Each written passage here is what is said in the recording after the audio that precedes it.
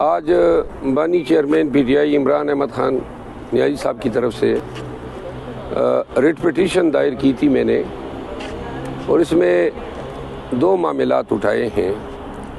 ایک تو عدالت کو آج ہم نے آگاہ کیا کہ گزشتہ 3-4 ماہ کے دوران جو وکلاء خان صاحب سے ملتے آئے ہیں اور کیسز میں ان کے ساتھ مشاورت کرتے رہے، کسی ایک موقع پر بھی جیل حکام نے ہمیں خان صاحب سے علیحدگی میں ملنے نہیں دیا۔ ہماری ہر میٹنگ پہ 2 فرشتے ان کے محتاط ملازمین جو ہیں وہ ہر وقت موجود رہتے رہے ہیں، اور ہماری کوئی بات جو ہے وہ مخفی نہیں رہی ہے۔ پاکستان کے قانون کے تحت، آئین کے آرٹیکل 10 کے تحت، legal practitioner and bar council act 1973 کے تحت اور قانون شہادت آرڈر کے تحت وکیل جب اپنے موکل سے ملتا ہے تو یہ اس کا حق ہوتا ہے، موکل کا بھی اور وکیل کا بھی، کہ ان کی بات چیت کو کوئی نہ سنے۔ اس کو پریویلیج کمیونیکیشن یا کلاسیفائڈ کمیونیکیشن کہا جاتا ہے۔ تو یہ خان صاحب کا حق ڈینائی ہوا ہے اور وکلاء کا بھی ڈینائی ہوا ہے۔ عدالت نے اس پہ حیرت کا اظہار کیا۔ عدالت کو ہم نے یہ بھی آگاہ کیا کہ نہ کہ صرف ہمیں کبھی بھی خان سے علیحدگی میں ملنے نہیں دیا گیا، بلکہ ان 3 ماہ میں کوئی کاغذ تک لے جانے کی اجازت نہیں تھی۔ اب 185 کیسز اس وقت خان کے خلاف درج تھے، اور بہت سارے کاغذات ان کے سامنے رکھنے ہوتے ہیں، ان کو آگاہ کرنا ہوتا ہے۔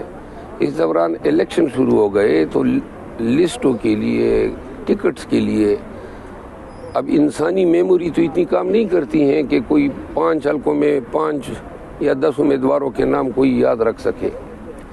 تو جب ہم کاغذات لے جانے لگے تو انہوں نے ہمارے کاغذات کی سکیننگ شروع کر دی، باقاعدہ جیل میں واڈیالہ میں اس کے اندر مشین لگا دی، اور تمام ہمارے دستاویزات، ہمارے کینڈیڈیٹس کے نام سکین کر کے خود معلومات لیتے رہے کہ ہماری سیاسی کیا اسٹریٹجی رہی ہے، کس کو کس حلقے میں ٹکٹ مل رہا ہے، اور متعدد دفعہ انہوں نے ہمیں ہمارے کاغذات واپس بھی نہیں کیے۔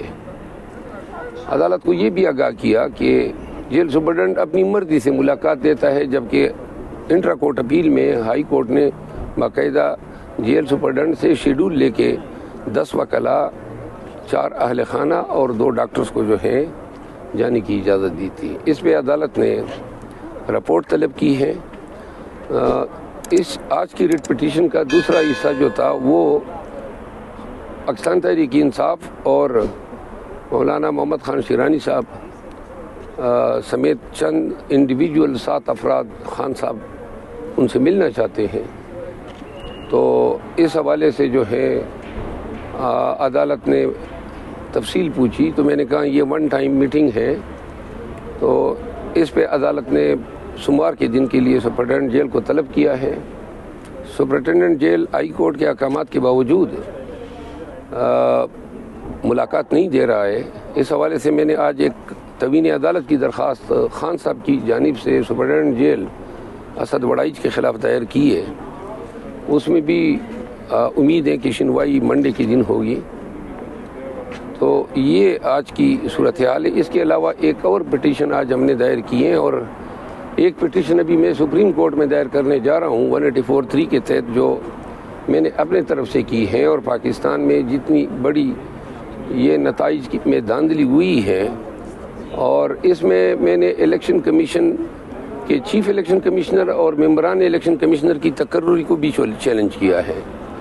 پاکستان کا قانون ہے کہ جو شخص ایک پینشن لیتا ہو وہ دوسرا فائدہ نہیں اٹھا سکتا ہے، اور ایک قانون یہ بھی ہے سول سرونٹ کا کہ جو ریٹائر ہو جائے وہ 2 سال تک کوئی دوسری ملازمت نہیں کر سکتے ہیں۔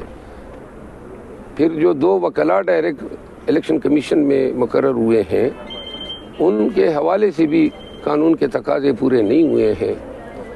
اور اس کے علاوہ میں نے 184(3) میں یہ بھی استدعا کی ہے کہ سارا معاملہ جو ہے وہ فارم 45 کا ہے، اور فارم 45 الیکشن کمیشن کے پاس موجود ہے۔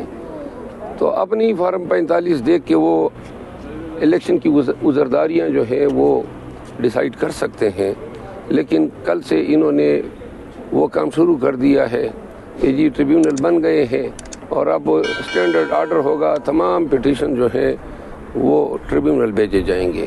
تو یہ گزارشات ہیں.